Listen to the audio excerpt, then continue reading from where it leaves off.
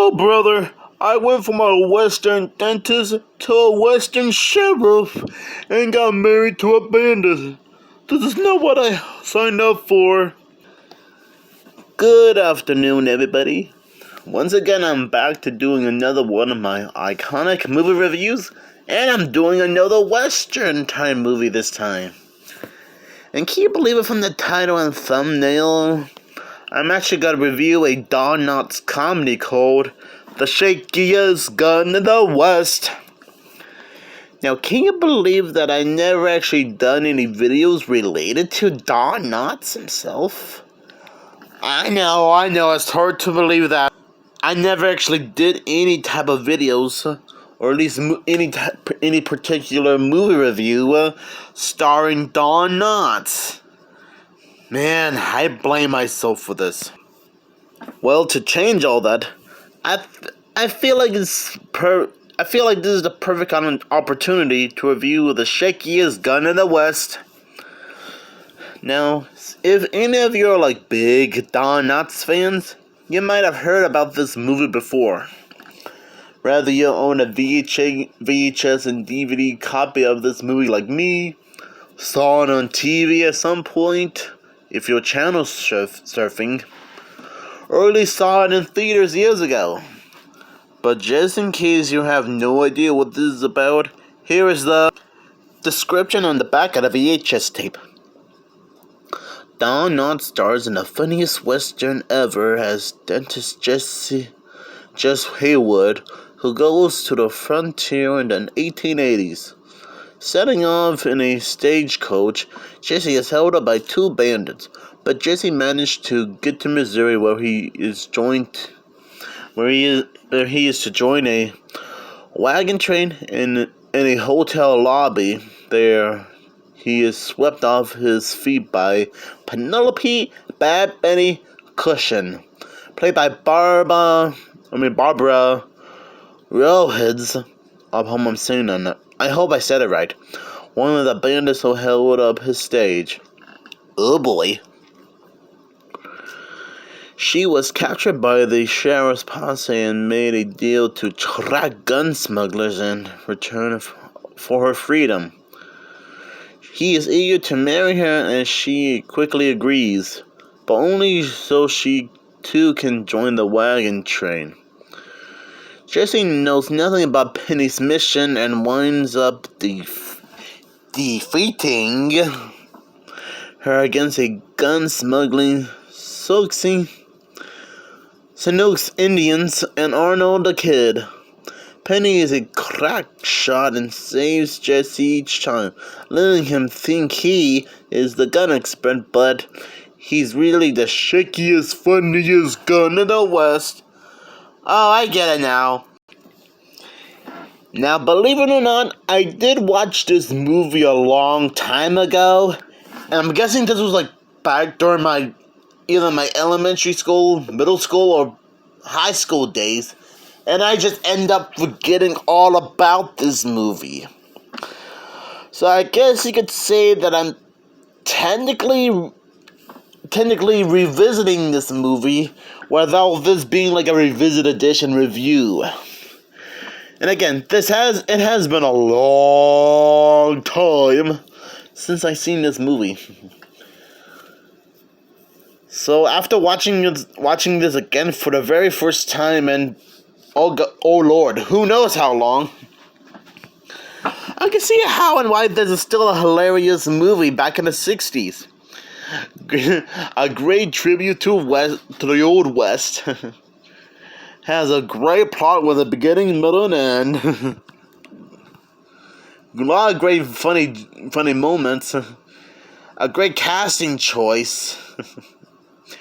And the Western music really seems to be cool. And you gotta admit, this is a very interesting movie.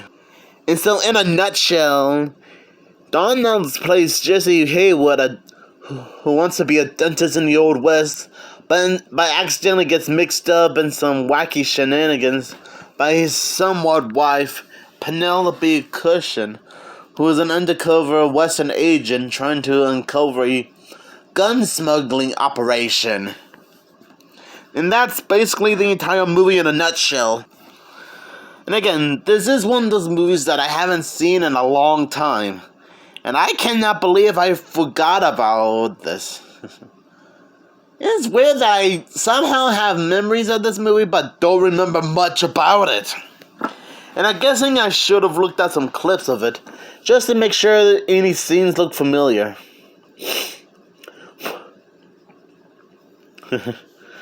I gotta admit, this movie does have some hilarious moments.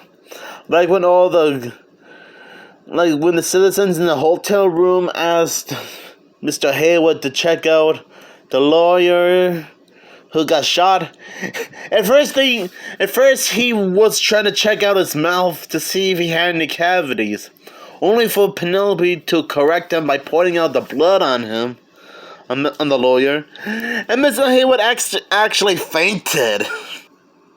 I honestly don't blame him, considering how he is a dentist and not a doctor. Okay, wait. Do most dentists technically count as doctors? I'm not particularly sure, so you might have to let me know in the comments below if dentists technically count as doctors. But I did get a chuckle when he ended up passing out after seeing a dead victim. Or talk about a misunderstanding. I guess everyone in that hotel didn't know that Mr. Heywood wasn't that type of doctor who would check out a dead body, but usually a person's teeth.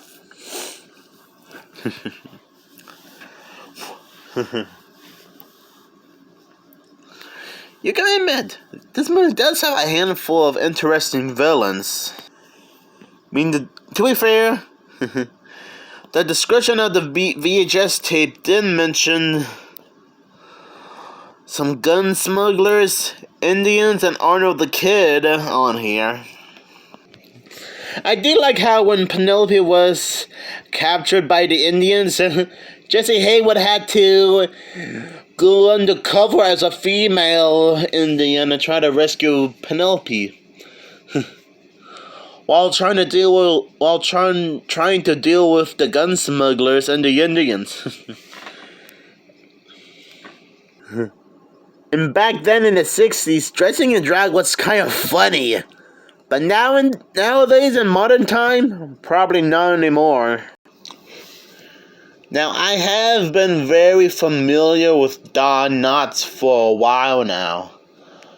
And like I said, I did remember watching this movie a long time ago. And there was another movie that he was in called The Incredible Mr. Limpet.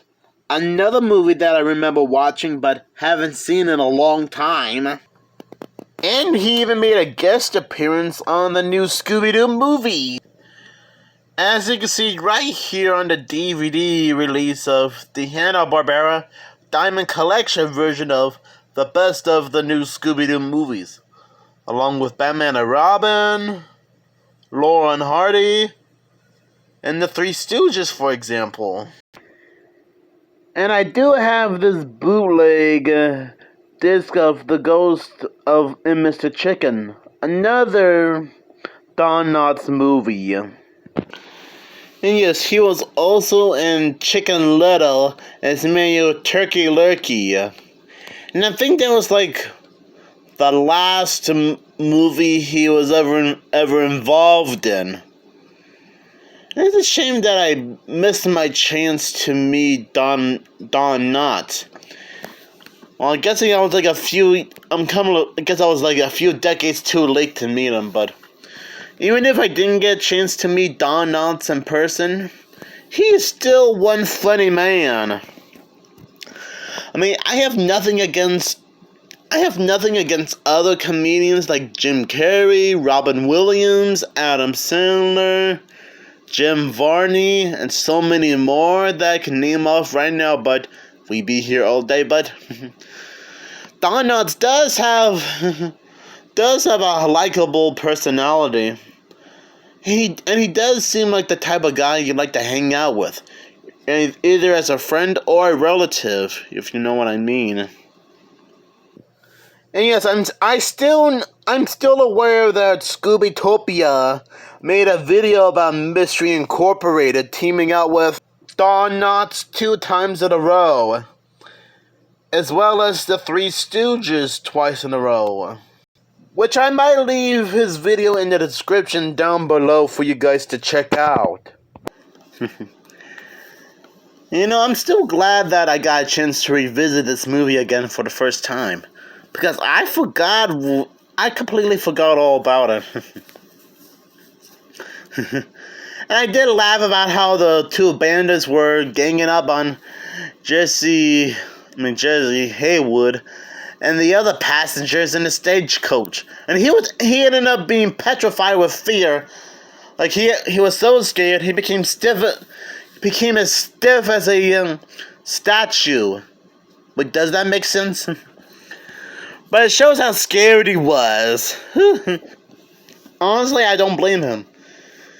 If I was born in the Old West, or at least grew up in the Old Wild West back in the 1880s or something, and something like that happened to me, I'd be scared out of my wits. Heck, I bet I had some Western ancestors, either on my mom's side or dad's side of the family. Hope I've gone through something similar to Jesse Heywood. And the rest of the cast did a good job with what they were giving, despite the fact that this came out in the 60s.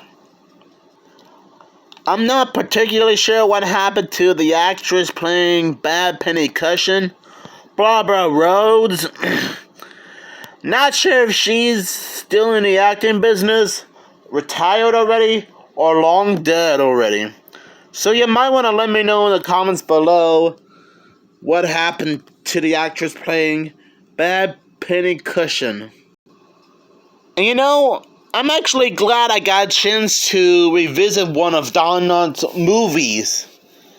And I still blame myself for not owning a lot of Don Knotts related movies. I mean, besides the three movies I just showed you just now. So I'll give this movie 5 Western tumbleweeds out of 5. You know, I think this movie is fine the way it is. We do not need a sequel or a remake. Hollywood, please. Sorry about that. Please don't make a sequel or a remake to this movie. It's fine the way it is. And by the way, I think it's time to step out of the Western genre and go into like some secret agent territory, like James Bond. Starting with Dr. No.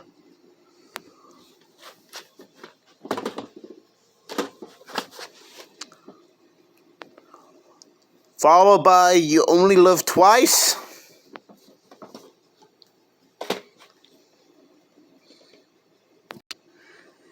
And Live and Let Die. So thanks again for watching. And this is not a stick-up.